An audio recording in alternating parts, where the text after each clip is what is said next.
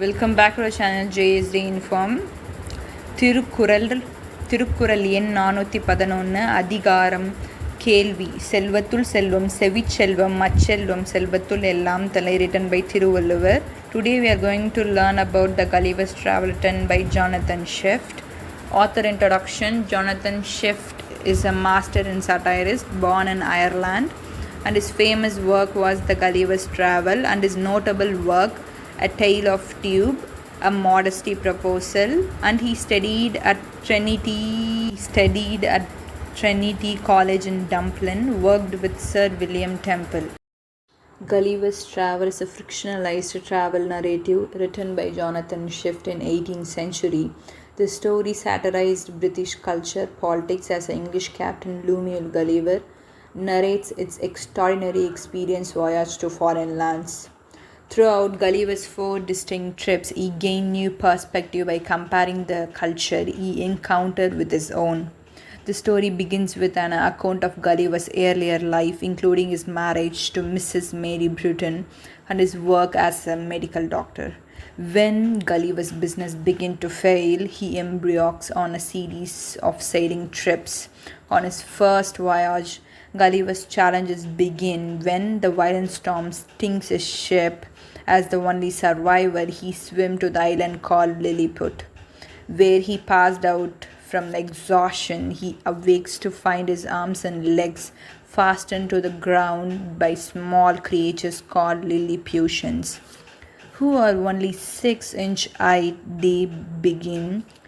They begin to attack him with bows and arrows when he tried to break free. When Gulliver's promised not to harm the Lilliputians, they bring him food and drink and take him to their capital. There, the emperor consults with his wisest man about the giant prisoner. They worried Gulliver could escape recall a famine because of how much food it takes to satisfy him. After he agrees to assist them with civil duties and war effects, the Lilliputians set him free and give him a plenty to eat. The real Drazzle, a friend and a government official, tells Gulliver about the threat of innovation from those living on the island of Blefuscu. Years earlier, Lilliput disagreed with them over which end of the egg should be cracked. They despite leads to 6 rebellion and thousands of death.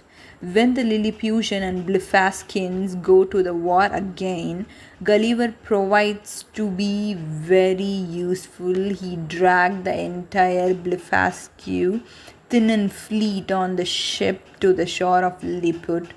The emperor then granted Gulliver the title of Nordic, the highest honor. Gulliver rejects the emperor's insistence on destroying the Blefuscans and make Blefuscu into the province of Lilliput.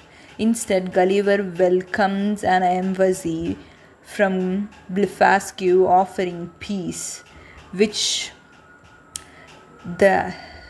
they has no choice but to accept. A few days later, when a fire started in the emperor's chamber of the palace, Gulliver the flame by urinating on them through he saved the palace.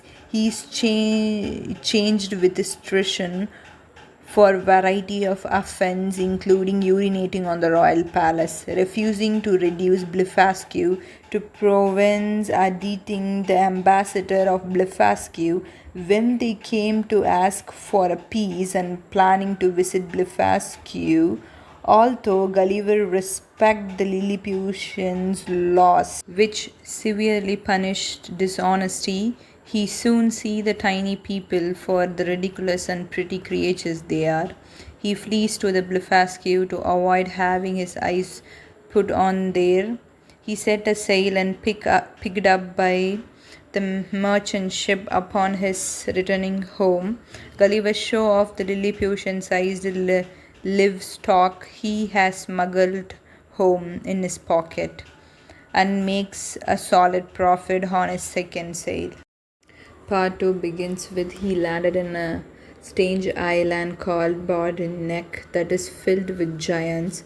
Gulliver crew abandons him out of the fear. After he wanders away looking for a water, a farmer carries Gulliver to his home after almost stepping on him. Gulliver then falls asleep, but is started by two large rats. He fight with them with his hanger a short sword, killed one and scared the other away. The farmer then take Gulliver to the marketplace, performed by Paradons, his reputation to impress the queen, who then introduced Gulliver to the life at court. There he finds an enemy in a draft who see to be jealous of all the attention he is getting. The king discussed politics with Gulliver, criticizing England's government and violent past, then humiliating him by concluding that English are brunette. The boarding neck Gulliver experienced a series of danger due to the small size. The ladies at the court treat him like a toy by dressing and undressing him. Gulliver reflects on how overwhelming and repulsed the Lilliputian must have felt his enormous presence. After 2 years at boarding neck, Gulliver is seized by a giant eagle who dropped him into the sea, where he is rescued by passing ship. Once back in England, Gulliver finds it difficult to be adjusted to the proportion of the old life, again having spent so much time among boarding neck. More than 2 months later, set a sail on the third journey. Part 3.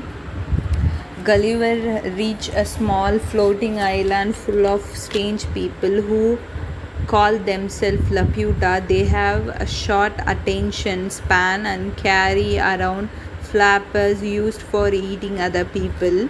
During conversation, in the order to keep them focused, Gulliver finds Laputa is boring because the men are obsessed with mathematics and as much more intelligent than he is.